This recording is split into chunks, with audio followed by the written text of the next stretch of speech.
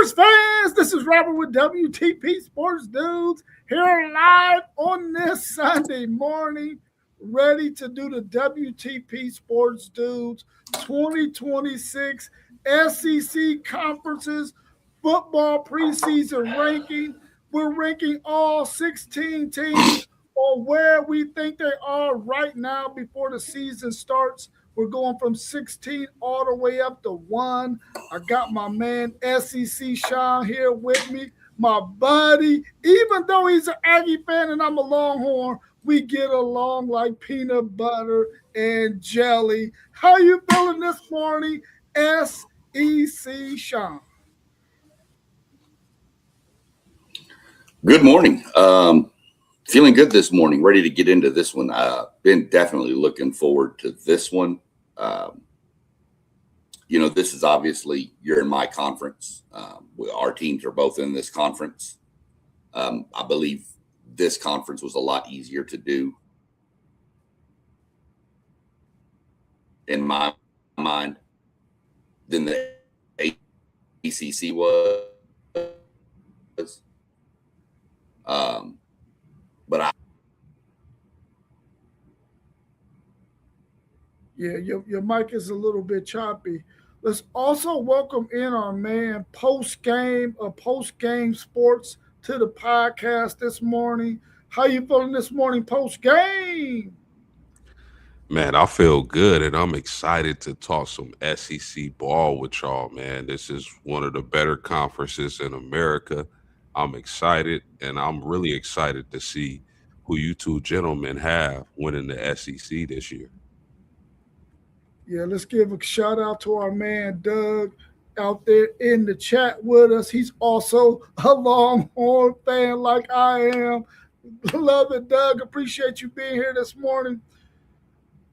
SEC, Sean, you said that this was an easier one for you to do than the Big 12 and the ACC. Post game, how was it for you doing those other two in comparison to doing the SEC? Oh, yeah, I think I agree with SEC Sean on that statement. I think the SEC is a lot easier to rank preseason than those other two conferences because there's just so many unknowns in the Big 12 and the ACC. The SEC, I think I got a better handle on which teams are going to be good and which teams are not. Yeah, I think when we look at all of these teams in this SEC conference, we can see the talent disparity from the top to the bottom. But there's a middle pack, man, and it's like that one was tough for me, trying to figure out who was the teams when you start looking at 4 down to maybe 9, and then maybe from 10 down to 16. So those was a little bit difficult. But let's go ahead and get right into it. We got Arkansas as our number 16 team, ranked last in the preseason predictions. We're going to start with you post game. What's your thoughts on Arkansas, and do you think they're going to finish last? Yeah, I think Arkansas is a prime candidate to finish last in the SEC. They had a lot of turnover. They bring in a new head coach. It's just not the same program it's been in the latter years.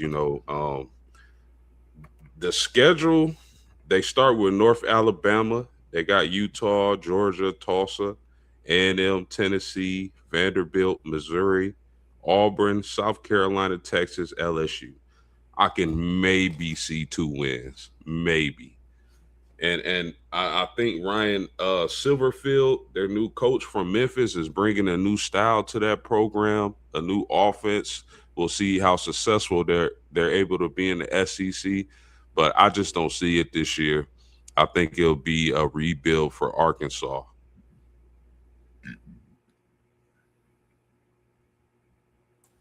How about you, SEC? Yeah.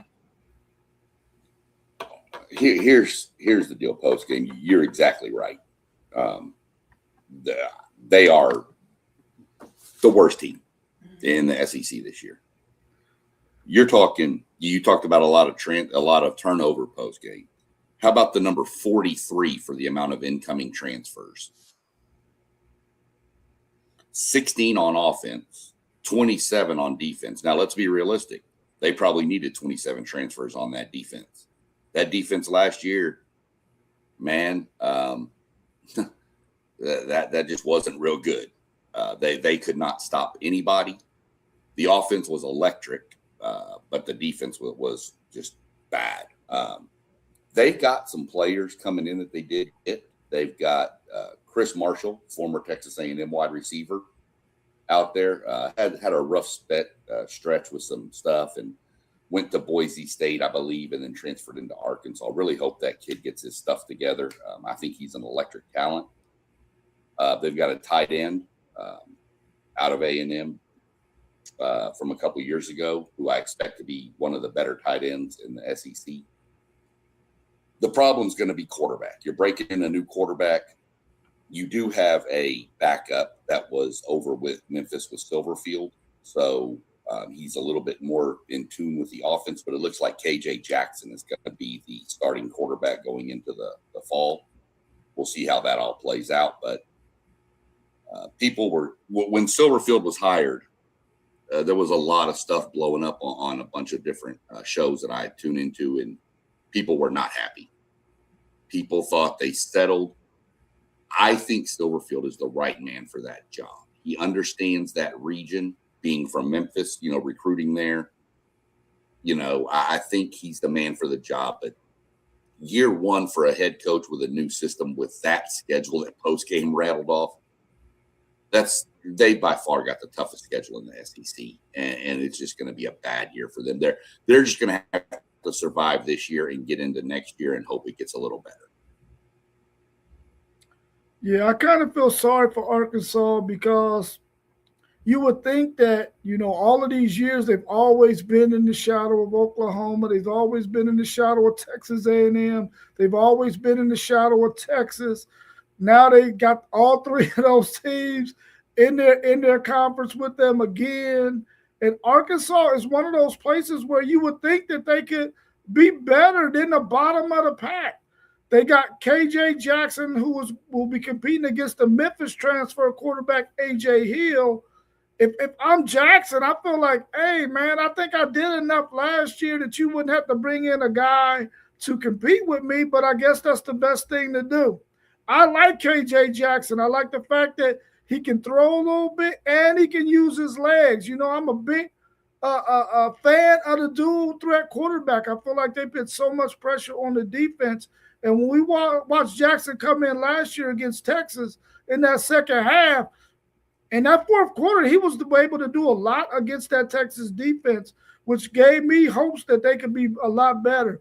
But when you lose that many guys and you got to bring that many guys in the transfer portal, it's just going to take a minute for them to gel. So hopefully they'll give this coach enough time to build it the way he built Memphis, and hopefully in the coming years, Arkansas won't be at the bottom of the barrel. But this year, I don't see them winning any games in the SEC, and they probably only win those 2 games like post-game said. And it will probably be non-conference games. At 15, we got Vanderbilt. Now, the last 2 seasons under Diego Pavia at the quarterback, this team have been really, really good.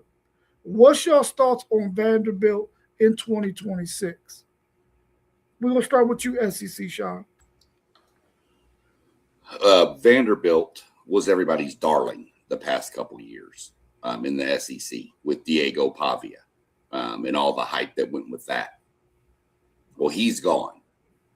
He's a big loss. However, they did, shockingly to I think everybody, at least in this room, go out and get Jared Curtis, who was the best quarterback they've ever had, 5-star, all this. But he's a freshman. He's probably going to start. Diego Pavia had a safety blanket named I can't even remember his first name, Stowers. Yeah. I wanted to say Kendall, but that was his sister, who was the volleyball player at A&M. So it wasn't him. But he was his safety blanket, and that kid was electric at tight end. You've got to replace both of those, which are too hard. I do really like their running back, Shedrick Alexander. I really like that kid. I think he's going to have a great season to take pressure off of Curtis and let him grow. Vanderbilt is the prime team we've spoke about before, where you don't want to play them later in the season because you're going to get the better version of Vanderbilt later in the season. The first few weeks, it's going to be a struggle, I think. We'll see how good of this will put Clark Lee's coaching to the test right here. How good of a coach are you? If you can get that team with all the turnover and everything you lost to 7 wins, Clark Lee's probably going to be getting calls from other schools to move on up. Yeah, I'm with y'all on Vanderbilt. Clark Lee, I got a lot of faith in. He's a former Notre Dame guy. I think he's done a really good job at the University of Vanderbilt, man. You would think it would be harder to get great recruits in. They have a high academic standard, but they get the number 1 pocket quarterback in the country. And I think he's going to start off slow. You mentioned Stowers, SEC Sean, but this Cole Spence guy at 6'7", in the middle of the field, I think he's going to be his safety blanket this season. And I think as the season progresses, I can see Vanderbilt being a better team. But to start off, I think they're going to be at the bottom of the barrel. Yeah, I'm not really high on Vanderbilt this year. I think they still got some rebuilding to do after you losing Pavia and some of the other talent that they had from last year. But I think in a couple of more years, if Clark Lee decides to stay there, they're going to be one of those teams that's going to be making some noise, and we're going to be excited about Vanderbilt again, like we have been for the past 2 years.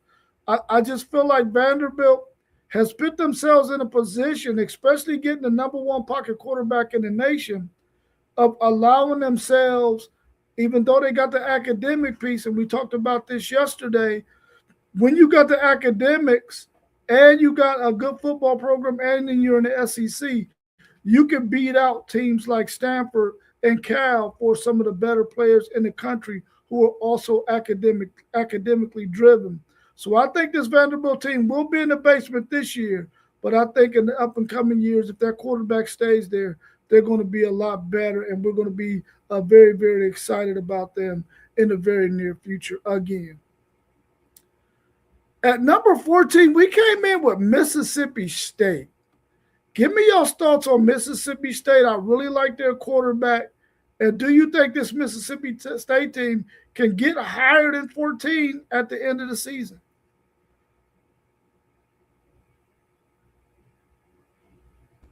Yeah, I mean, you said Kamario Davis.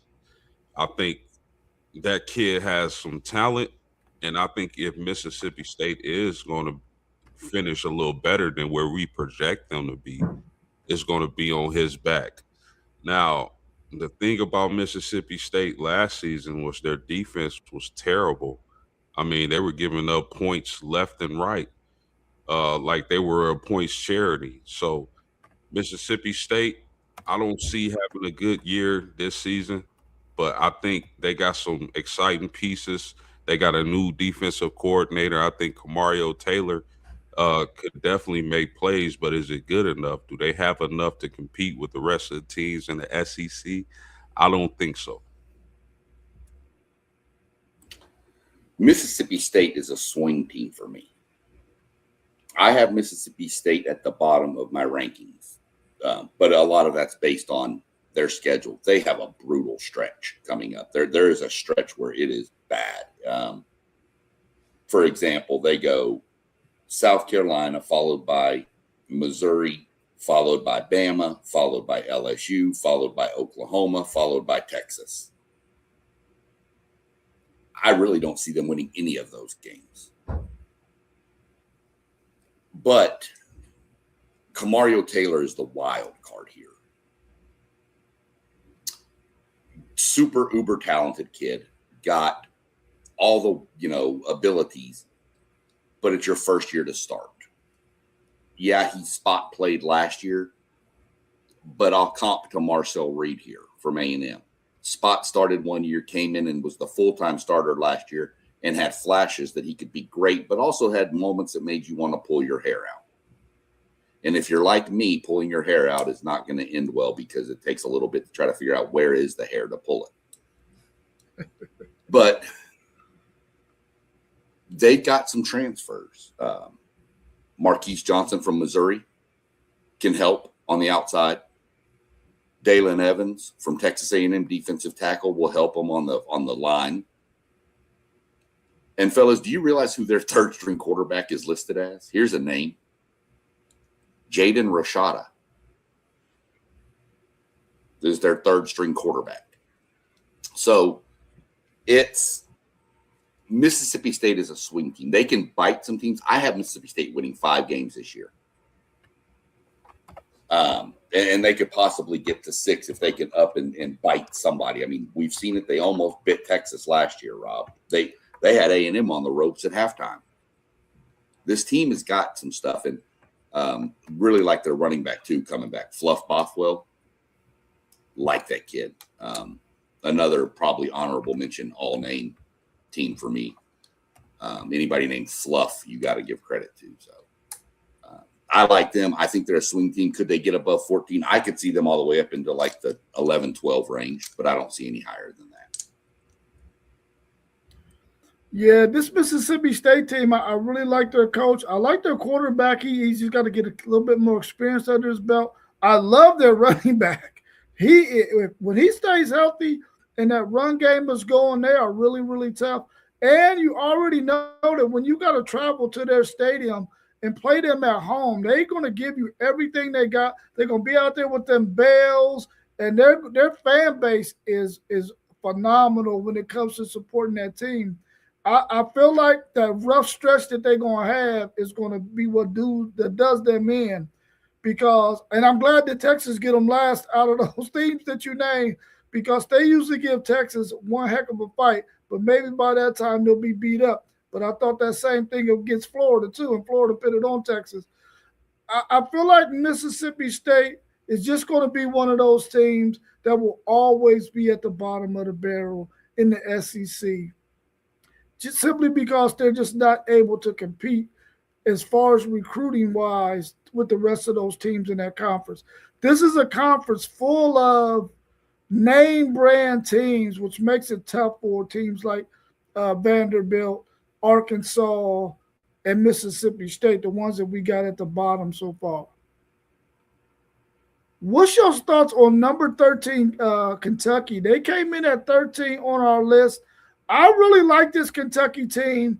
I just feel like they don't have enough pieces to get ahead of those other teams. That's why they're at 13. Give me your thoughts on Kentucky, and we're going to start with you, SEC Shaw. Yeah, Kentucky is I called Mississippi State the wild card. Kentucky is going to be one of the unknowns in this conference this year. I think Kentucky, we all know Kentucky always has a really good defense. They've held some people down. Again, I'm not picking on you, Rob. I'll get to that later, but they gave Texas all they wanted, if not some, and then some. If it wasn't for the dumb decision to punt to Niblet last year, Kentucky probably beats Texas. Mm-hmm. Playing up there in Kroger Field you wouldn't think about it when you think of Kentucky, but that's a tough place to go play. They always get ready for that team up there. I'm real curious with the new coach. I know he's got, obviously plenty of ideas on how to fix Kentucky. Let's put it that way. Kentucky's just that team that I just don't know. I'm not real happy to play them. I am really glad we get them week 3. I'm really glad we get Kentucky early. And it's going to sound like a broken record with some of these teams. You do not want to see this team late, because I think they're going to have figured out who they are and what they are and how to go about it. Kentucky is 13th, but I could see Kentucky breaking the top 10 by the end of the year. Breaking into the top 10. I could see Kentucky having a really, really, really good season this year. Kentucky's one of those teams that they can have a good season, or it can come off the rails real fast and they could be behind Arkansas. We just don't know what we're going to get. But I really like what they've done up there. So we'll see how they move forward. What you got on Kentucky post game? Interesting team. I love the hire of Will Stein. They brought in like over 30 transfer portal additions. Kenny Minchie. Now, Kentucky for me is a team that could either be at this spot where we have them at 13, or they can surprise some people and move up in that top 10. Kenny Minchie is a stud at the quarterback position. And a lot of people are got to learn a lot about him this upcoming season. If you remember last year, he was in a battle with CJ Carr for the starting spot at Notre Dame. And I think the difference was between Kenny Minchie and CJ Carr is that it was some politics. You got to give CJ Carr the keys. You just got to, because he's so highly touted.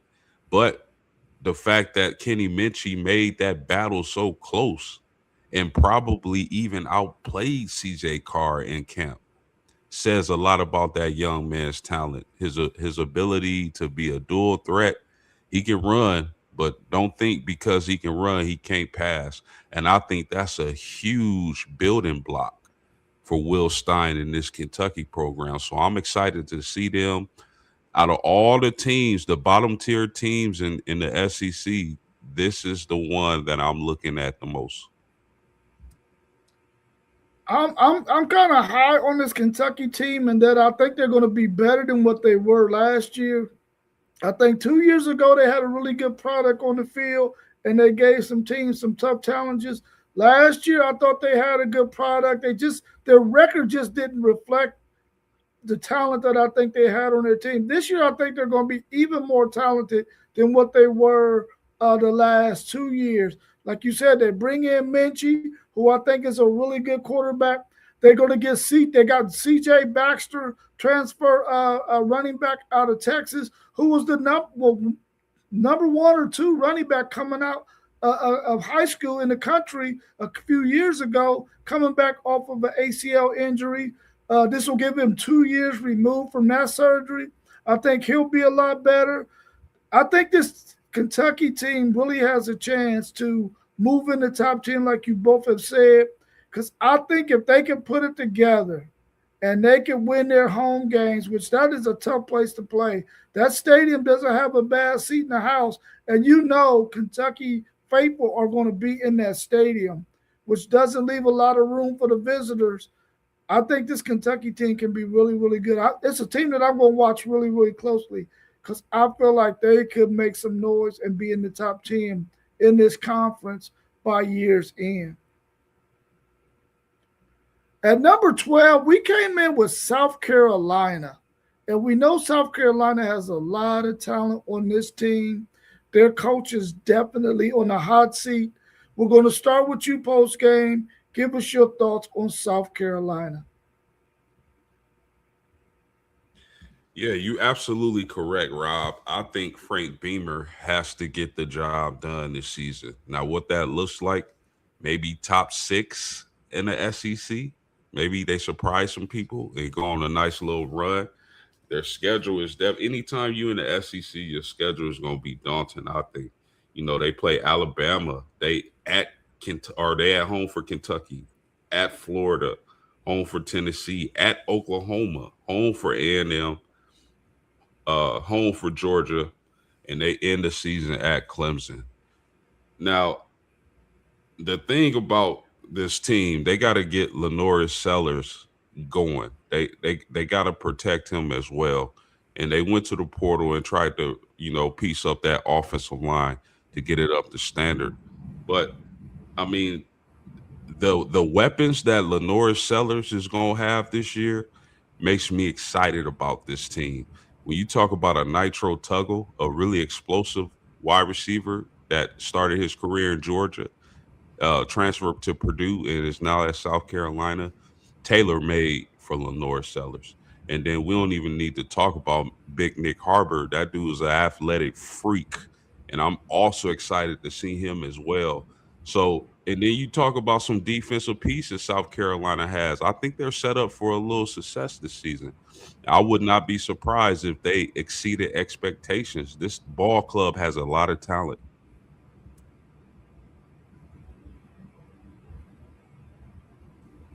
Yeah, South Carolina. This is pretty low. I think we're all kind of a little waiting. This is a wait and see. Are we going to get 2 year ago Lenora Sellers? Or are we going to get last year Lenora Sellers? How's that offensive line? They lost some pieces off of it. I know they brought some pieces in, but it has to gel. We have, you know, I know they had a defensive lineman come in who was supposed to be really, really good, but then was playing 3-on-3 basketball and blew his knee out. And so they don't even think he's going to play this year, which hurts that defensive front.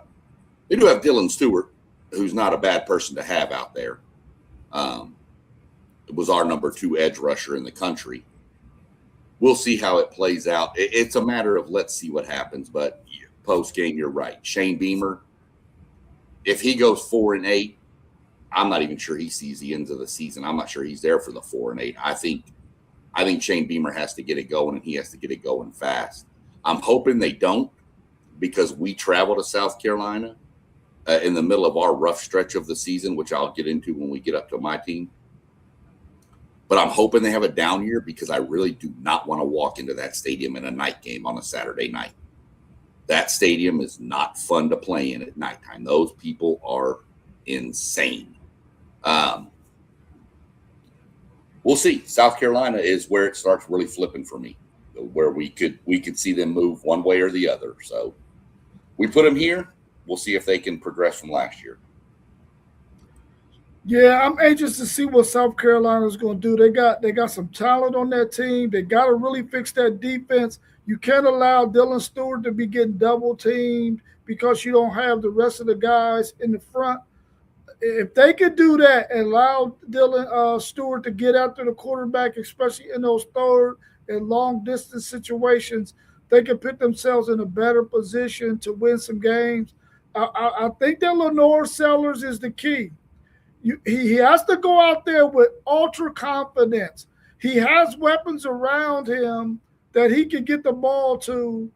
He has to make things happen. He can't be erratic. He can't be one of those indecisive quarterbacks. He's been in this system for a long time, and I think the future for Shane Beamer relies on Lenore Sellers. You can't have a talented quarterback like this and you don't maximize his talent. They have got to find a way to take advantage of the talent that he has and the talent he has around him so that they can be much better than number 12.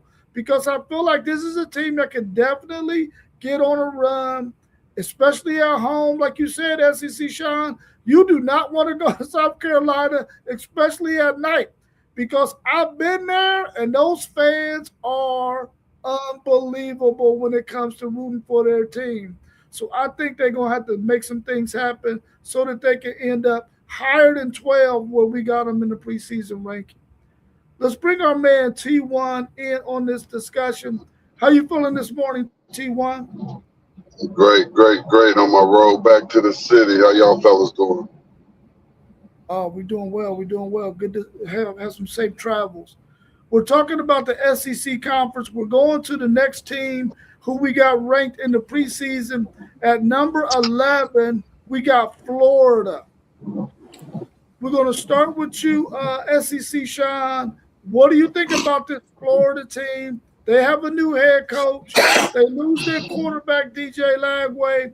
How do you see things going for this Florida team in 2026? But before I jump to Florida, let me mention one more thing about South Carolina I forgot to mention. This offense could be dynamic with the new OC out there. He's going to know. He's going to look for Nick Harbor. So we got to watch for that offense to see how it clicks in the first year in that system. But definitely wanted to remember that. Forgot to mention that about the new coordinator. Florida, I I think getting away from DJ Lagway was the best thing to happen to Florida. Like DJ Lagway, think he's a great talent, think he needs to stay healthy. I think that is one of those mutual, we need to part ways for both parties to be better. DJ Lagway needed a fresh start, and I think Florida needed a fresh start with the whole new coaching staff and everything coming in. So Summerall is a good coach. We've seen what he's done. Have no doubt he'll get Florida going. Florida's question's quarterback. They got to get quarterback play. They haven't had it, and they've got weapons on that team. We know there's athletes at Florida. You know, Dallas, Wilson. They've got probably, if not the one of the best running back in the SEC, they've got one of the top three in Ball, Jaden Ball. Florida's always had a defense. We know that. They always get nasty on the defensive line. Secondary could be an issue for Florida, I think. With a whole new system coming in, learning all the different calls on defense and everything. So we'll see how it plays. But Florida is a team that I expect to be in a bowl game this year. I don't think they're good enough yet to challenge for a playoff position. But getting to a bowl game for where Florida's been the past couple years has got to feel like a win for them, in my mind. I know Florida fans don't want to hear that a bowl game is a victory, but for where you've been, it is. And so we're going to see how it happens and plays out. But I think Florida is really intriguing. I think you want to play Florida. You don't want to play Florida at home because I think the fans are going to be super going crazy in the swamp for that team and the direction it's headed. So we'll see how Florida plays out. There's just so many swing teams in the SEC this year that you can't pencil anybody in anywhere with this 9-game schedule, especially. Speaking of schedule, I know Florida's happy to get away from the schedule they've had for the past 2 years because, man, they shifted that to Arkansas. So that's going to be another thing to watch. 100% agree with all that. And the interesting thing about Florida, like you mentioned, SEC, Sean, is that schedule. They might have a schedule to put them where they overachieve this year. I'm looking at the schedule and they play Mississippi, they play Texas, they play Georgia, they play Oklahoma. I think the rest of the games on this schedule are winnable. And of course, it all depends. You get a first-year coach. You know, you got Summerall coming over from Tulane, who he has some success at Tulane, and I really like him. But, I mean, if there's going to be an overachieving team, a team that beats their expected win total and maybe maybe goes 10-2, 9-3, 8-4, somewhere around that range, I think it's going to be Florida. Now, SEC, Sean mentioned this. They got to figure out the quarterback position. Jaden Ball is a dude. I love watching Jaden Ball play. I think he's just super talented, athletic, strong, can catch the ball, can run the ball, whatever you need, Ball can do it. So Florida is an interesting team. I struggled with Florida and Auburn personally when I rank these teams because you just don't know with having a new coach and new system in place. I think their defense is going to ball out. Their offense will be the question, but it won't be the question if they feed Ball.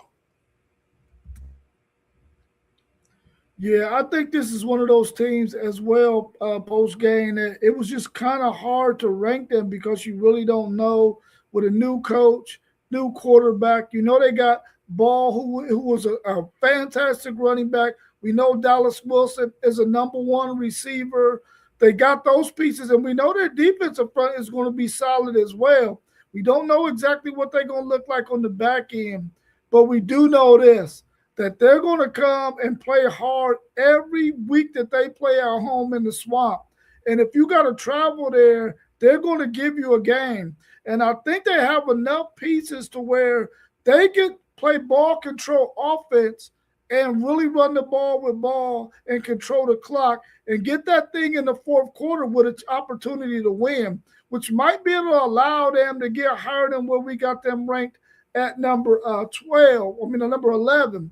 So I really like this Florida team. I hate the fact that Texas has to play them for a third time in a row. I was hoping that we didn't get that, but we did, and hopefully Texas can prevail because I know they're going to have a chip on their shoulder because of how Florida did them last year, which I believe kept Texas out of the playoffs because they didn't beat Florida, of course. But I like this Florida team. I think they're going to be one of the better teams that's down there around 10, 11, 12. I think they're going to be a really tough team to beat at home. So I'm anxious to see what Florida does this season. I'll be watching that team really, really closely. At number 10, we came in with Missouri. Post-game, give us your thoughts on Missouri. And do you think Missouri is higher than maybe where they should be? Missouri for me is, man, the last few years they've been getting a lot of hype in the preseason. And I never was really a believer in them, but what Drinkowitz has done with this team, I think he's done a great job for the situation. Missouri being in the SEC, but I really love their running game and how they run the ball. Now, the key for Missouri is going to be Ahmad Hardy's health, and I like the depth they got at running back. They got a couple of them at Missouri. Ahmad Hardy is a special player. He's a special running back, and I think that's kind of. I know Missouri has a few players on the defensive side of the ball who can make plays. I think they lost their best pass rusher in the portal. But it's all going to come down to that running scheme and how successful they can be running the ball. Missouri is a team that, like, overall, I don't expect them to contend for an SEC title, especially at the quarterback position. Can they figure that out? They got Austin Simmons now, the transfer from Mississippi. We'll see how that goes, but I think Missouri's success is going to depend on Ahmad Hardy. Yeah, you're right on, Post. Just some intel I'm hearing, not, take it for what it's worth. I've seen it on other different shows and different things I've read. But it's going to take Ahmad Hardy a little while to get back into form. It was a little more serious than what most people thought. We're not going to get into all the details of it, but people, if you need to know what we're talking about, you can Google it and find out. But it's going to take a little bit. Luckily, they have Jamal Roberts, who's not a slouch either. He's a good running back. Their biggest advantage is their schedule. They have, while you're trying to get Ahmad Hardy back into full game shape, is what I'm mentioning with that. You got Arkansas Pine Bluff. Shout out Arkansas Pine Bluff. Our buddy Doug Jones' daughter plays softball there. Then they get Kansas, which, I mean, come on, it's Kansas. Then they have Troy. Then they get Mississippi State. Those are their first 4 games. So you've got time to work Ahmad Hardy back in before you get into the meat of your SEC schedule. So Jamal Roberts has to carry it. Austin Simmons, I'm not high on Austin Simmons. No disrespect to Trinidad Chambliss, coming out of a Division II Ferris State and wins the job over this highly regarded Austin Simmons. Austin Simmons has been injured too. So I'm not sold on him. I think Missouri would have been better off going with their sophomore Matt Zollers, who played last year when Probula went down. But that's just again, I'm not Eli Drinkowitz. So, take that for what it's worth. But Missouri's running game has to be their calling card. And what are you going to get from that defense? That defense looked good in flashes last year, and then they looked like they were lost. So we'll see what happens. You mentioned playing whoever y'all were playing. I forget who it was. Who we just talked about, Florida, 3 years in a row, right, Rob? I don't understand the scheduling as to why we have to go to Columbia, Missouri, and LSU both back-to-back years. But whatever. I mean, we'll deal with what we got. So we'll see what happens with it. I hope Ahmad Hardy makes a full recovery and comes back because I think he's really fun to watch, especially when he's not playing your team. But that defense has to get it. And this is my second head coach on a hot seat in the SEC. If he doesn't get them into the top 6 or whatever of the SEC, I think Drinkowitz is going to be some talk about it's time to move on. Yeah, it's probably going to be some talk about him moving on, but I still think he's a really good coach. That somebody will grab him as soon as he gets his firing papers. Somebody's going to grab him up. This Missouri team, for me, the thing I like about Missouri is the fact that we know they're going to run the football. And whenever you got a defense that's not as good, a good run game helps a not so good defense every time. And I feel like this is a Missouri team that's going to be able to run the football and allow a not so good defense to stay rested and to stay as fresh as possible. The thing for Missouri is they're going to have to find a way to help Austin Simmons be able to complete some passes down the field, to be able to keep defenses playing honest so that they don't load that box up to stop that run game. And if they're able to do that, then I think Missouri can be one of those teams that could possibly get to 7 or 8 in this conference at the end of it. But I really don't think Missouri is going to be that great of a football team. But I am anxious to see what Ahmad Hardy does when he comes back. Of course, we got prayers for him, and we hope that he has the kind of recovery that it takes to allow him to be 100% healthy and get an opportunity to go to the next level and play in the NFL. At number 9, we come in with Auburn. And we're going to start with you, SEC Sean, because this Auburn team for the last couple of years has been a team that we haven't been able to really figure out. Really good defensively, but haven't been able to do anything offensively. They run the football a whole lot, and they run the football really well. How do you see Auburn faring this year in 2026? Exactly what you said. Good on defense. What are we doing on offense? New coach, Golish. Quarterback came with him, Byron Brown. Like him, think he's good. Not sure his game's going to translate to the SEC where he was able to, and the play wasn't there, break down and scramble. Now, he's a bigger body quarterback, so he might. But he's going to be hit a lot harder than he was hit in the SEC. So we'll see how he can hold up.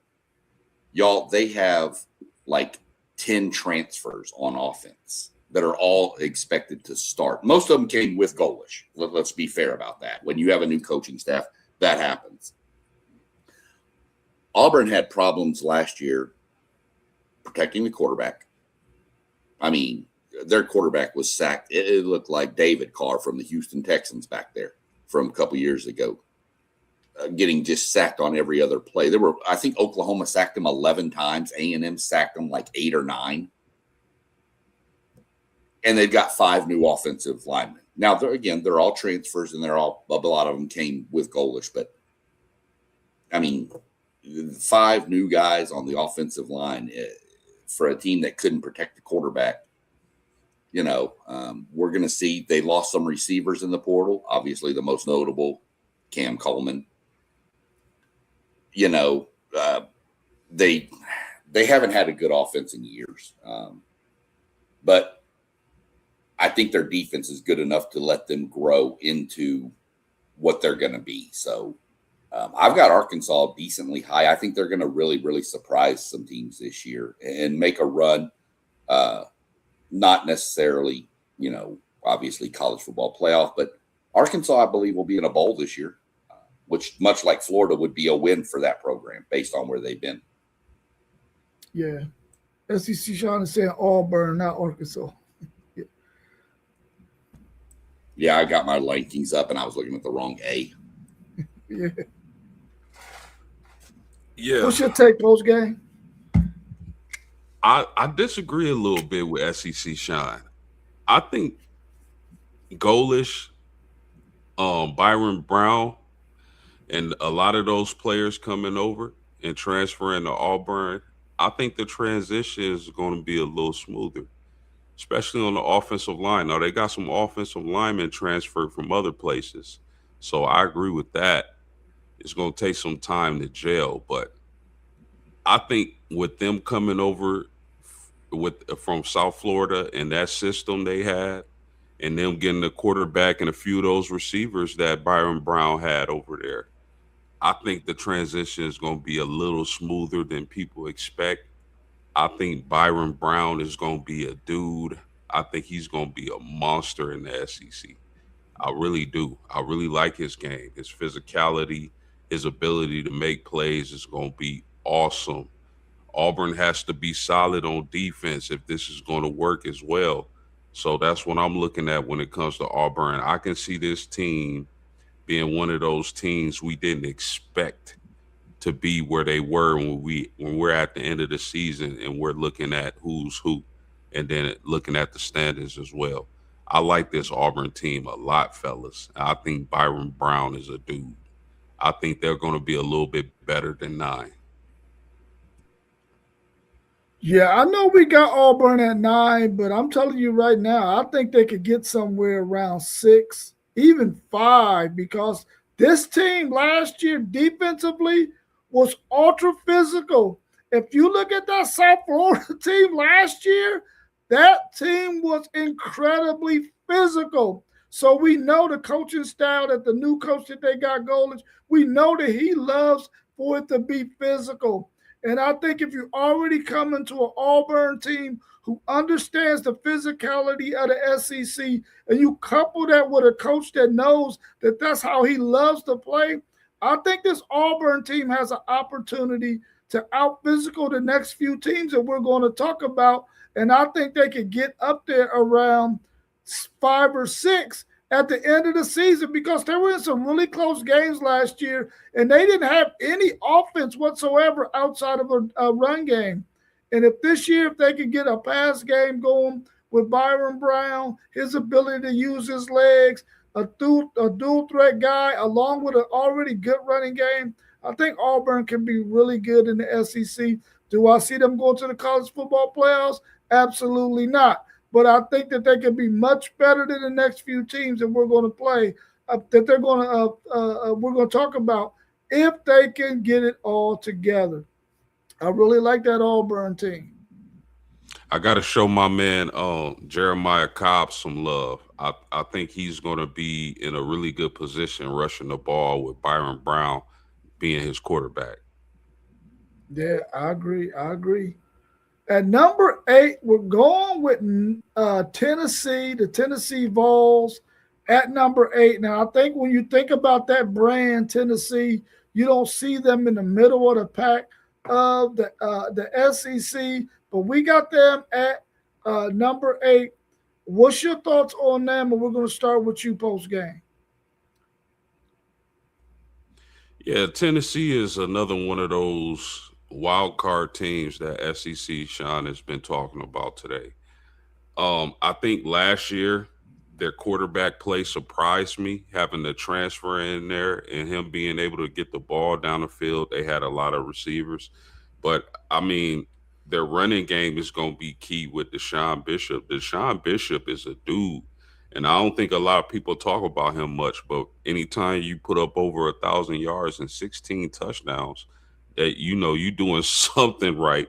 But I think the quarterback position is going to be key. I think if they would have granted, man, I forget the quarterback from last year's name. Forgive me, y'all. But if they would have granted him another year, I think Tennessee would have been higher on this list. For me personally, at least. But they going with George McIntyre. At least that's what it's looking like right now. Last year, they probably would have been a better team if their DBs were healthy. They had a lot of injuries as far as the defensive backs go. So we'll see how they do. I don't think they're going to get close to winning the SEC title or being a playoff team, but I think this is going to be a team that can surprise some people and beat some teams that they're not favored to beat if they can figure out that quarterback position.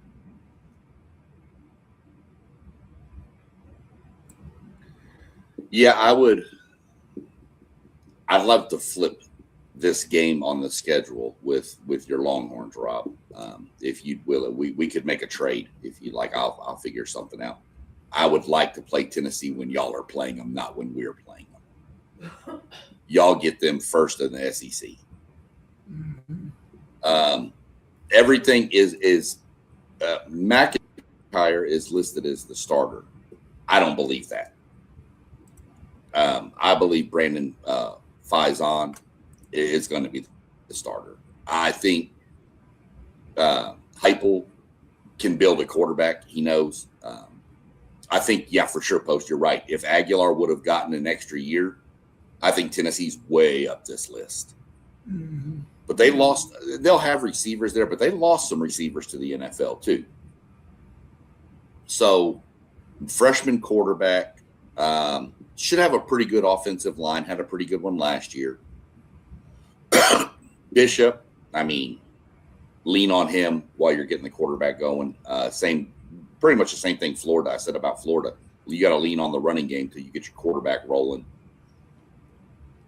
Defense is going to be where it's at. They're going to be okay on defense. I think it's going to take another year under the new regime that's coming in. I believe it's Jim Knowles took over the DC position there. My understanding is it takes about 2 years to get his system down. So we'll see how that plays out. But Tennessee is very, very intriguing. It's going to depend on what do they get from the quarterback. We know what Bishop can bring. We like their tight end and Ethan Davis. I really like him a lot.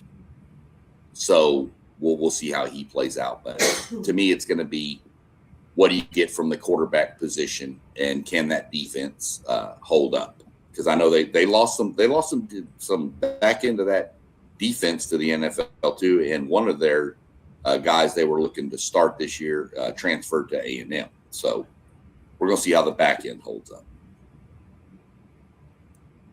Yeah, hopefully Jim Knowles can get this defense playing better than what they played last year. And I know it takes a couple of years to get his system down.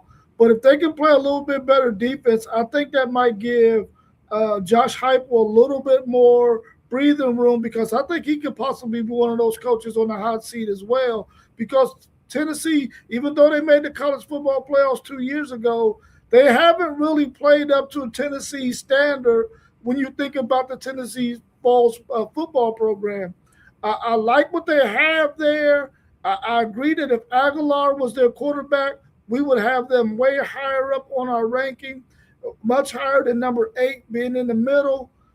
I just really feel like there's a lot of questions that have not been answered yet for this team. I'm glad Texas get them early in the season. It gives Texas a better opportunity to probably beat Tennessee. Even though it's in Knoxville, I might make that trip. I ain't 100% sure yet. But I really think that this Tennessee team in a couple of years, if they can keep Heupel and if they can keep Jim Knowles, they're going to turn the corner, man. And we're going to start talking about them being one of the top 3 teams in this conference, but especially the way we see Alabama starting to fall. And then with that, we come in at number 7 with the Alabama Crimson Tide. What's your thoughts on them? We'll start with you, SEC Sean. And do you feel like their coach could possibly be another SEC coach on the hot seat? That's what we call a lead-in, because you're exactly right.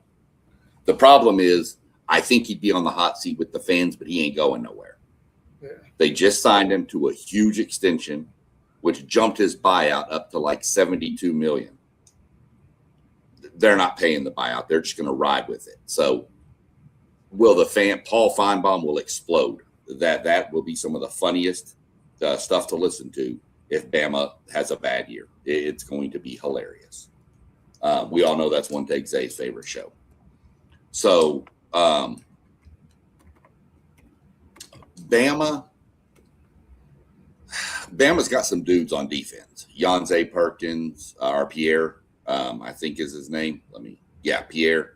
And then Ray Hubbard at strong safety. That dude is nasty. He's going to be something else. Offense is where my questions come in. Some things you're seeing are going to say Austin Mack. I don't think Bama can play Austin Mack. I think the fan base and everybody wants Keelan Russell to get the shot. You know, this kid was super talented, high recruit, super athletic. I think that's what the fans want to see. Austin Mack's been there. So is Russell, of course, last year. But I just think it's Russell. You got to go with Russell when you're kind of not knowing. So what are you going to get from Russell or Mack, whoever starts? And let's be real. Ryan Coleman-Williams needs to bounce back into form from what he was.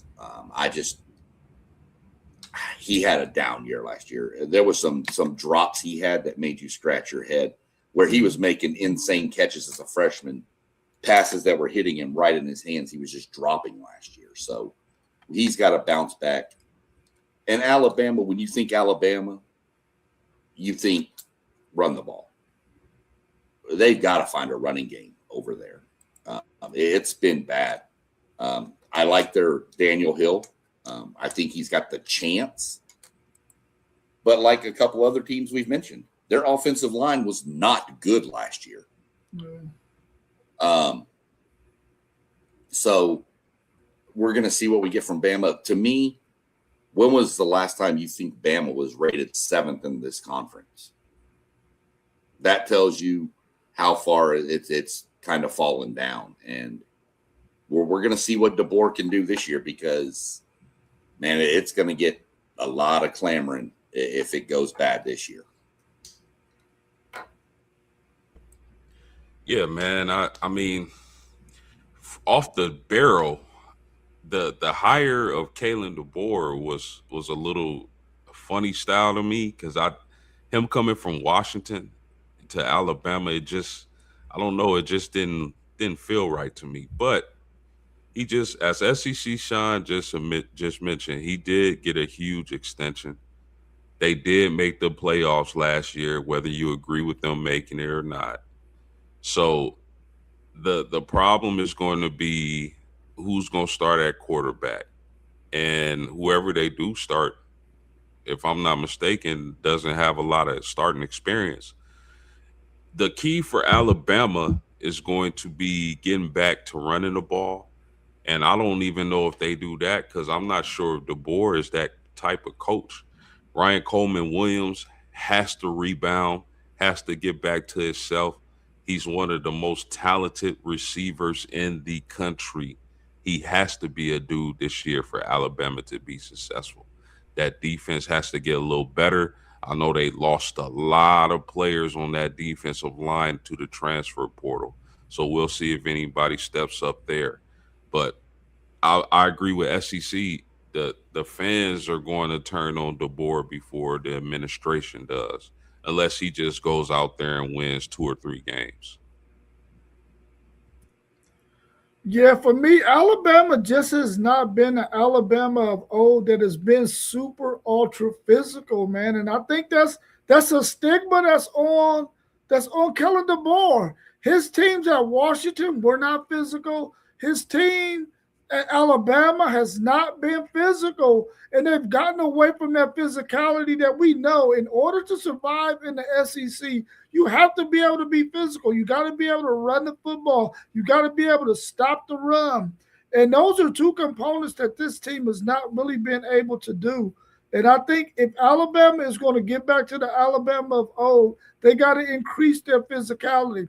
I hope that Keelan Russell wins that starting position, because you want a dual threat guy there. And you know, I've already said it a million times, the dual threat quarterback that can actually make some throws is dangerous.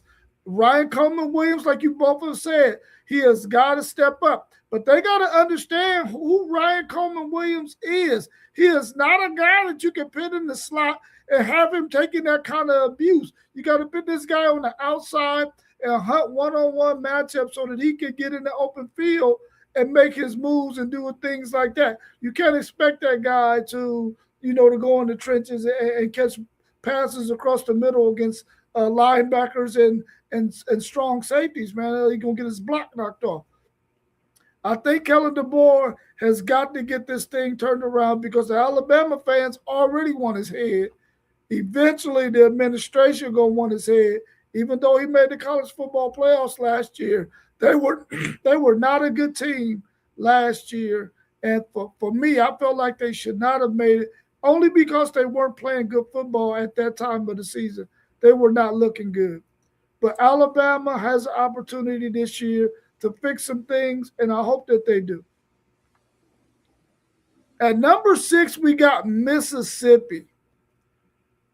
We're going to start with you post game. Give us your thoughts on Mississippi, and can they duplicate what they did last season?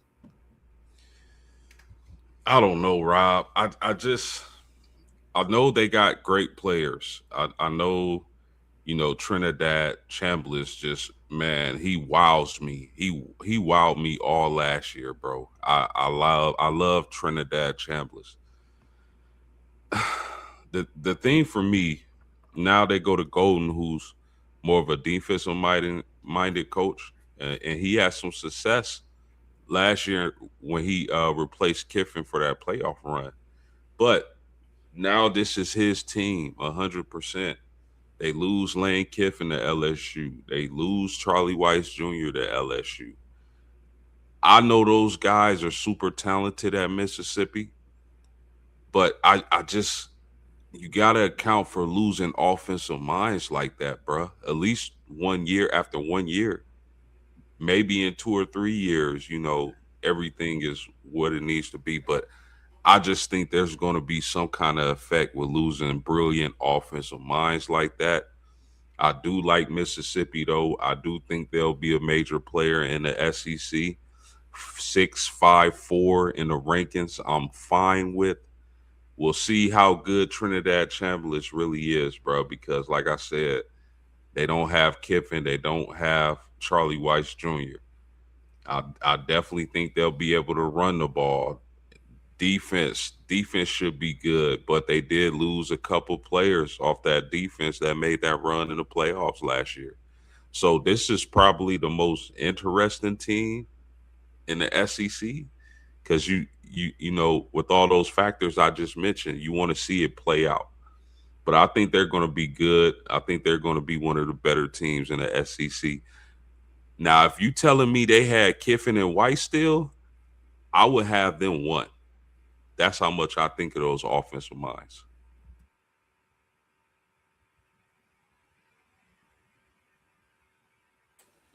Yeah, that's the key right there. Post game, losing Charlie Weiss.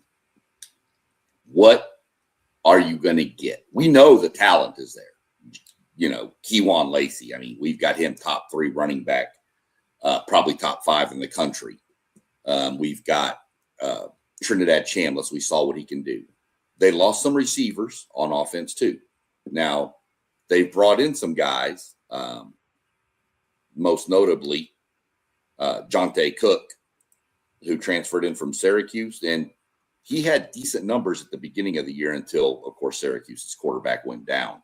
And then his numbers fell off. But Jonte Cook, former Longhorn, I believe, if I'm not mistaken, never has really lived up to his potential. Super highly recruited receiver, just hasn't lived up to it. Defense is going to be the question. I know Golding is a defensive coach, but you lost some super key players off of there. But I think the offense is the biggest question to me is how do they call plays without Weiss there? Who steps up at receiver? Because you can't just turn the ball and hand it off or pitch it to Lacey and let Chambliss run around all the time. That's just not going to work. Eventually, that's going to get shut down. So one of these receivers has to step up, and that's going to be the key to me to take some pressure off. I think they're really good. I do not expect Mississippi to be in the playoff this year. I think they can finish about somewhere where we've got them in the SEC. We'll see how that plays out, but I don't see Mississippi contending for any kind of playoff spot this year. Yeah, I'm glad you mentioned Jonte Cook. I was wondering where he ended up at because I know that he traveled to a couple of different places. He landed in a really good landing spot in Mississippi. Syracuse was a good landing spot for him too because we know they're going to throw that football. I really hope that Jonte Cook, because he was one of the top wide receivers coming out the year he came out maybe 4 or 5 years ago. He had his ups and downs at Texas with some drops that eventually, got him benched and got him in the transfer portal. But I think if he got his mental together, he could be a really, really good wide receiver for Trinidad Chambliss. I think the run game is going to be solid. I just don't know if they're going to be able to stop teams or play as good as defense as they did the previous year. That might be their kryptonite. Their defense might not be able to do as much. And I don't know if Trinidad Chambliss is going to be able to do as much as he did without Lane Kiffin and Weiss. So hopefully this Mississippi team can land right around where we got them at, maybe even 5. But I think that's about as good as I can see them doing with the pieces that they lost, the coaches that they lost, and the fact that we don't know if Trinidad Chambliss is going to be as good as he was last year. Now, we know Keywan Lacey going to ball out, but we don't know if the quarterback is going to do as well as he did last year, and he was phenomenal last year. At number 5, we came in with Oklahoma. Oklahoma was a little tough for me to decide. Defensively, they're going to be really, really good again. Offensively, I don't know if they fixed that run game. We're going to start with you, SEC Sean. What's your thoughts on Oklahoma? Yeah, their defense is going to their defense is going to be good. I don't know that their defense is going to be last year good. That was an amazing defense last year. I do expect them to be good. I'm not going to lie. They are going to be a good defense, a really good defense. I don't think they're going to be last year's defense. Oklahoma has to figure it out. They're all the hype around Mateer. I think he's a good quarterback. I don't know about all the hype he gets, but I think he's good. I get he was injured last year too. They've got to. They last year they couldn't run the ball. They could barely pass the ball. They've got to lead. Now, a lot of that, Oklahoma's offensive line might have been second worst in the SEC behind Auburn last year. It was bad. If that doesn't get fixed, it's not going to matter. Oklahoma will go 8-4 this year if that offensive line plays like they did last year. I just don't know that they have the weaponry on offense. I like some of what they've got on offense. I like some of the players. I just don't know if they're going to have the consistency they need to do what they need to do. Let me pull up their roster real quick. I mean, they did get, obviously they have Satania back, who I like. I like him a lot. Mm-hmm. They got your favorite player from the University of Texas, Parker Livingstone, transferred to your most hated rival. So that gives them another weapon. But, I mean, Xavier Robinson running back, Tory Blaylock. I mean, who's going to step up? I just don't know. Oklahoma's offense is going to have to do something, or that defense is going to get exposed eventually because they're going to be on the field so much. So we'll see what happens with them. But I think defense will be good. Offense is the huge question mark. Question for both. You can both answer this real quick when you're done with your analysis. If Oklahoma goes 8-4, 7-5, is Venables given another year, or does the seat get too hot for him? Good question. I mean, Brent Venables, man, it's he has to do something this year in my mind. The SEC Shine broke it down perfect. I think Oklahoma is going to be really good on defense. I'm not sure if it'll be last year's defense, but they got some dudes and on that defense with the Bowen brothers. I think really highly of them. The key on offense is going to be running the ball. Can they run the ball, take some pressure off John Mateer? Because I think they're going to rely on Mateer and his ability to run the ball way too much, and he'll get injured again, and then your season goes where. I love Parker Livingstone. Can you imagine if he would have stayed at Texas with the receivers they got? Oh my goodness. Satania, they get Trell Harrison, another transfer, so they got some pieces. They just got to put it all together on offense, but they're not going anywhere if they're not going to be able to run the ball again this year. So they got to be able to run the ball. They can't run Mateer into the ground. He's not going to make it through the season in that SEC. So Brent Venables, they're going to be a solid to great defense or anywhere in between. They got to be able to run the ball and take some pressure off John Mateer if they're going to be successful this year. But I don't think Oklahoma is going to make the playoffs. Yeah, for me, Oklahoma, their line will be another year older, but they're still not going to be very good. They're not going to be able to run the football outside of Mateer and his runs. And like you said, post game, they can't afford to run this guy too much. Otherwise, he's going to get banged up. He hasn't really even though he was in the Heisman Trophy running early in the season, he was the leader. He really hasn't been that great of a quarterback when you put his whole season together. Now, granted, he hurt his thumb last year, and the year before he was at Washington State. I just don't think that you can count on John Mateer to lead your team to the college football playoffs. We know defensively is how they got there last year. Their defense is going to be good again this year. I don't know if it's going to be as good as it was last year, but at the same time, I think that if they offensively can't control the clock long enough to give that defense enough rest, eventually that defense will start to falter as well.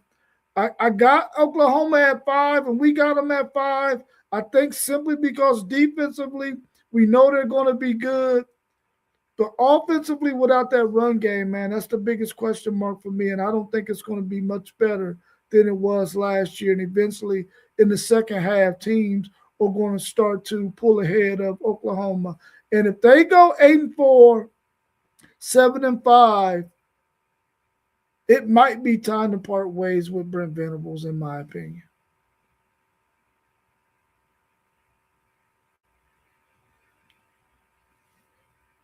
At number 4, we come in with LSU, a team that got a new head coach who we think is a really, really brilliant quarterback coach and a really brilliant offensive mind. We got LSU at 4. They haven't fared so well in the past couple of years. What do y'all think about LSU at number 4? And we're going to start with you post game. Yeah, excitement. If I'm a LSU fan, I'm excited. I'm excited to be done with the Brian Kelly era. I'm excited to bring in, as we just talked about, Lane Kiffin and Charlie Weiss Jr. Man, this could be a really explosive offense, man. It could be potentially the best offense in the SEC. Potentially. There are some really good offenses, no doubt about it. But man, when you think about some of the players they got, Sam Levitt, we talked about Trey Green the other day, Winston Watkins, Jackson Harris, Jace Brown. This offense could be must-see TV. But on the other hand, it could take a little time to gel for LSU. I mean, their defense should be good too. You talk about Whit Weeks, one of the best linebackers in the country. So the only thing I think about when I think about LSU is not if, it's when. When are they going to be a great program? Is it this year or is it next year? Do they start slow and end fast? I don't know. But I love the building blocks Lane Kiffin has in Baton Rouge. I love the players. I love his coaching staff. I think LSU is going to be a contender for that SEC championship game this year. And I think, unless it all depends on how fast they gel. Offensive line, quarterback, receivers. Is Sam Levitt healthy? I haven't even heard any updates on Sam Levitt. Is he going to be ready for fall camp or whatever the case may be? But LSU could be a really scary team, man. And if they gel, let me be clear, if they gel, they could be competing for the SEC championship. Or this may be the case where it may take we're excited about the names and the players that they were able to get on campus, but does it take a year to gel and kind of figure everything out and put everything in place? That's yet to be seen. But I love the talent LSU has, and I love their coaching staff as far as the offense goes. LSU. Man, Trey Green is that dude. Let's just go ahead and start it right there. Lane Kiffin's going to do everything in his power to get that dude the ball. Think a couple years back with Florida and Pitts. Just throw it up, let him go get it. He's never covered. What do you get from everybody else is the question mark. Sam Levitt, I'm hearing post-game that he should be ready to roll by fall camp, but I've mentioned it numerous times. That foot injury he has is one that is real easy to re-aggravate, and if it comes back, that's going to tank the season. I don't like what they have behind him at quarterback at all. The running back, I really like Barry.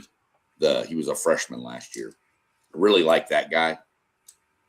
But that offensive line, it's another that this was a theme last year with some of these teams in the SEC was offensive line play. It was not good. So that has to fix right there. And I know they got the big number one, like offensive lineman Seaton from Colorado, I believe. So that helps, but that's one player out of 5. And if it gets to the point that line is not that good, they're going to have to figure out how to keep a tight end in, which you're going to have to put another tight end on the field because you're not leaving Trey Green in the block. That just eliminates your offense. So I think it does take a year to gel.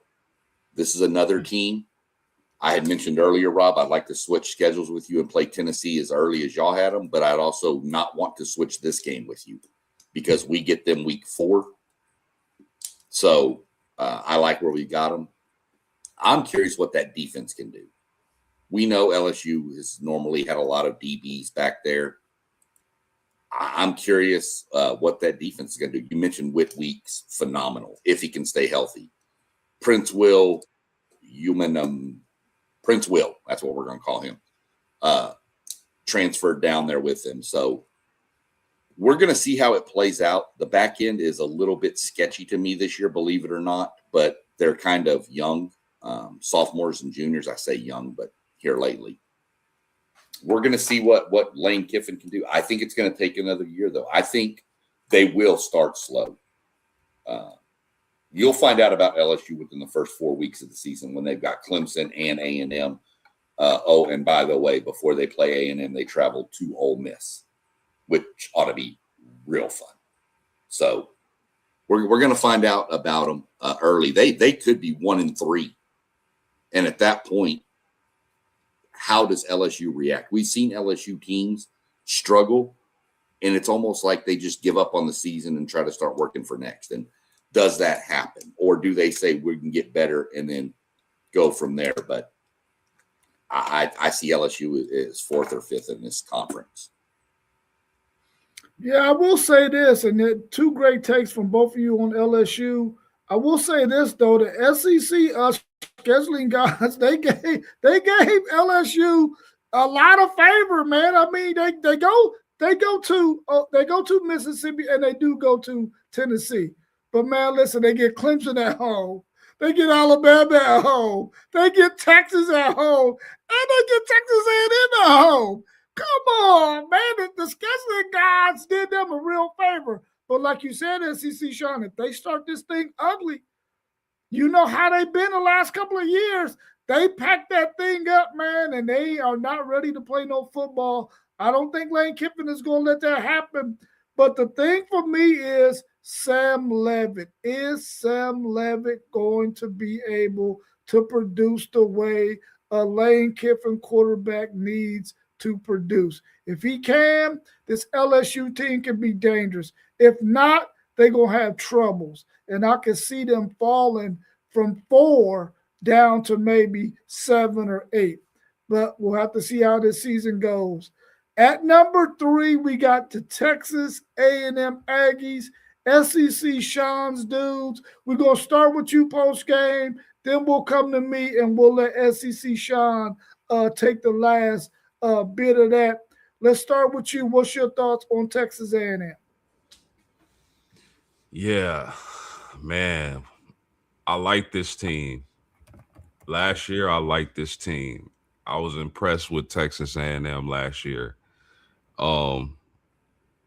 Regardless of the thumbnail, I love their coach. I think he's the right man for the job. I think he's got Texas A&M pointing in the right direction.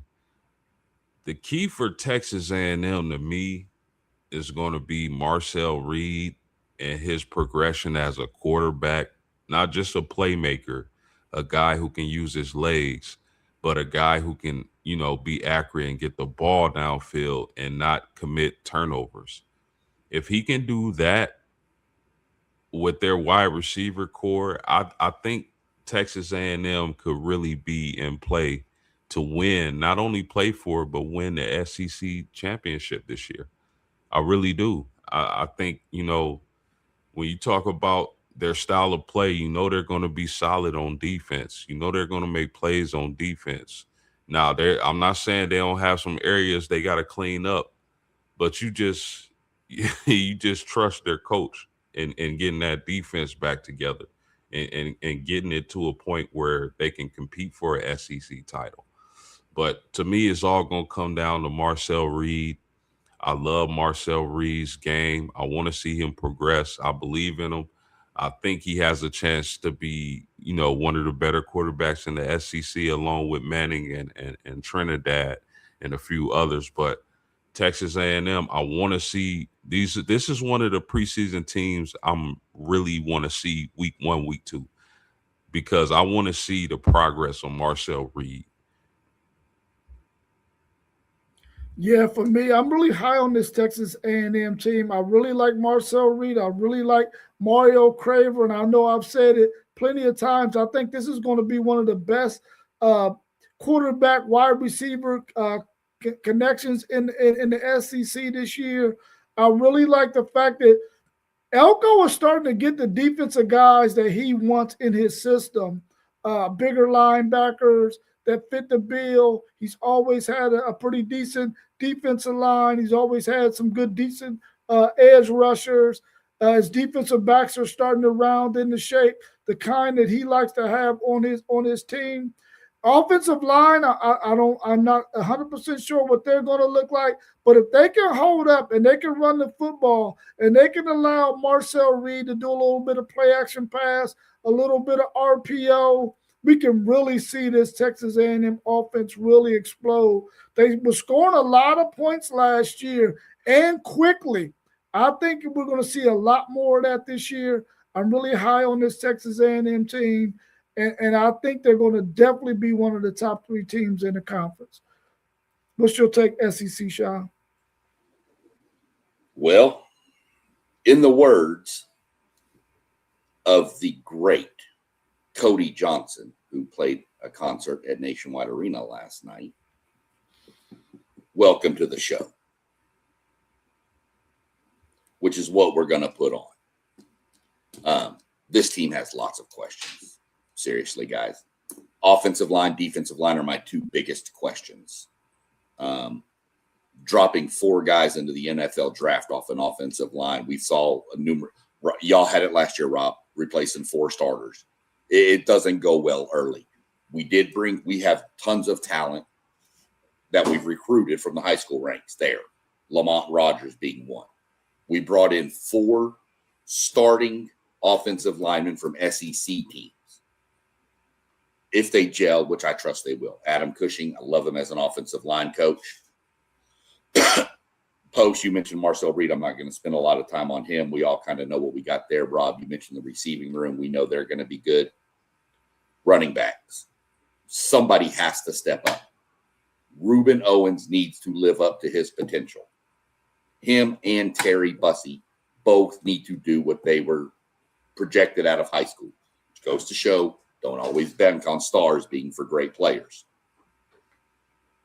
Those have to step up. Defensive, like I said, defensive line. I think our secondary is going to be phenomenal. Des Ricks is back. Dalton Brooks is back. Marcus Ratcliffe is back. You've got Brandon Arrington, super freshman, who's amazing during the spring game. But you've also got the transfer from Florida, Ricky Wright, I think, has transferred in to add some depth. You've got Tyreek or Boyd Bird out of Colorado transferred in at the safety for some extra depth. You got Ray Coney at the linebacker. I like what Elko is doing. I believe Elko is the answer that A&M needed to finally get us to where we needed to be. We have to finish stronger. Going 11-0, losing to Texas, losing to Miami, it's a bitter taste, especially Miami at home, and a sloppy game for both teams. Let's be realistic. Defensive struggle. I think this is year 3 under Tommy Moffitt, one of the most legendary strength and conditioning coaches the SEC has ever seen. Was there when LSU was on all their runs. We'll see how it plays out. I think this is the year we see it take hold, but that's kind of my easy take on A&M. I know coming up as we get closer to the season, we'll do individual team previews and we'll get a little more in depth. But that's where I'm at with A&M right here. At number 2, we come in with Texas, and we'll start with you, SEC Sean. What's your thoughts on the Texas Longhorns? Uber talented. One of the most talented teams in the nation on paper. They have to put it together. You can't have these, as my dad used to say, these brain farts against teams like Florida. You can't walk in and think I'm better than Kentucky and Mississippi State, and you're just going to win because the name on the jersey says Texas. They have to put it together. This is one of the most uber talented teams. We've seen Cam Coleman, Arch Manning, Hollywood Smothers. I mean, come on, let's just go. Your offensive line has to get better, Rob. Same with A&M. We have to see what we got. Defense, I don't really. Maybe the back end could be a few questions with Muschamp's new system. But, I mean, you have the best edge rusher, maybe one of the best, if not the best pound-for-pound player in all of college football, Colin Simmons. Turn him loose, let him do what he does, and we'll see from there. I expect Texas to fully be in the college football playoff and probably make a run. Wouldn't surprise me if we saw an Ohio State-Texas rematch in the national championship game at all. Yeah, uber talented is definitely what you think about when you see this Texas team. It's loaded like a Las Vegas burrito. But, I mean, Cam Coleman, Ryan Wingo, Emmett Mosley, that's a hell of a receiving core to have. And I think those guys are going to make a lot of plays.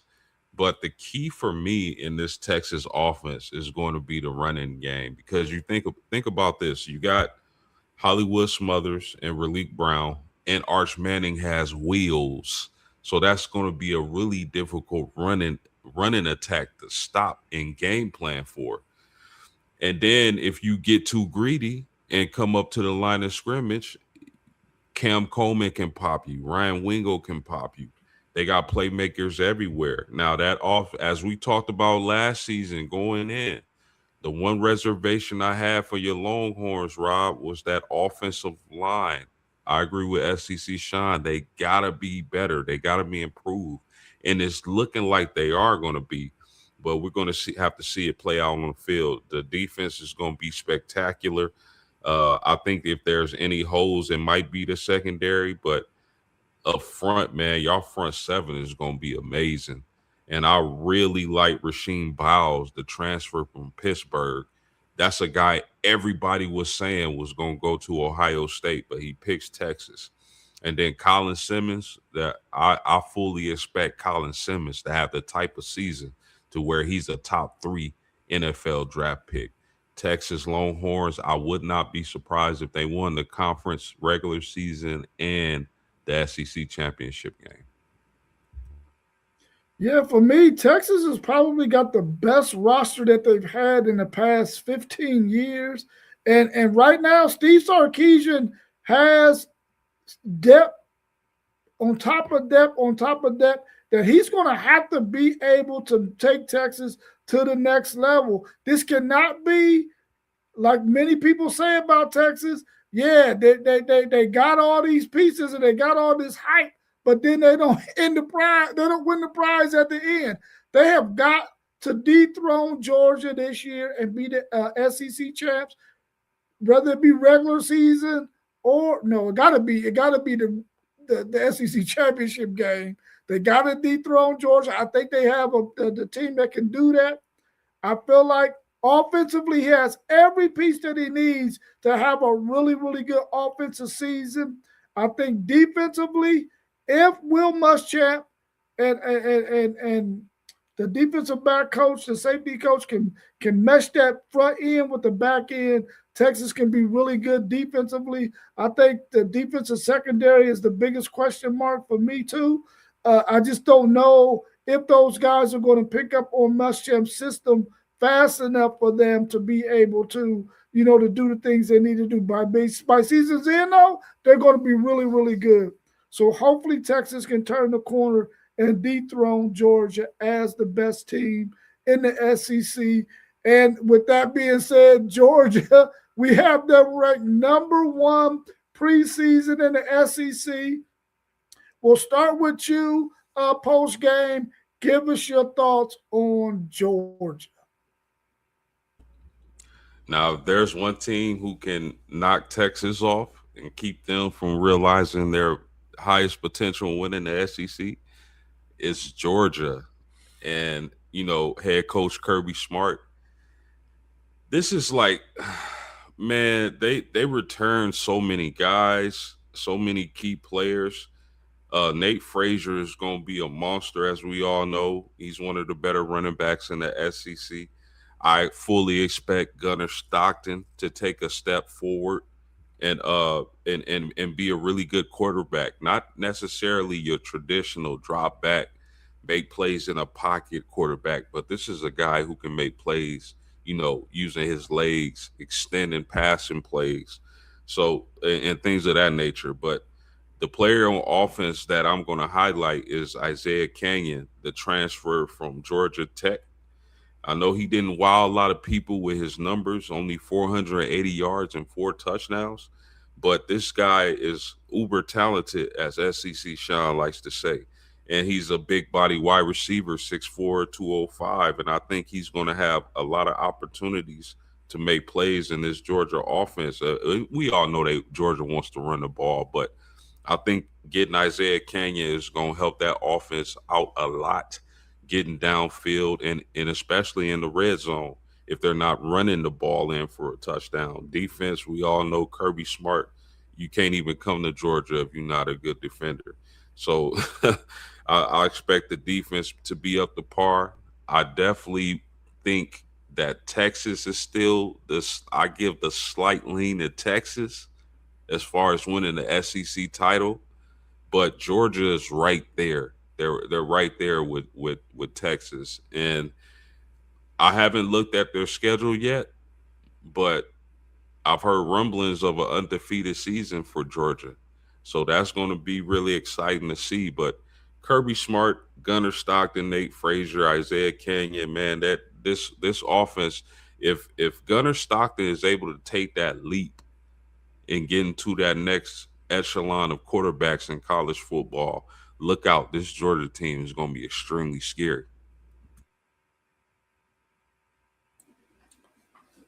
Yeah, Georgia. Much like the past couple years, our nemesis has been Texas in the SEC.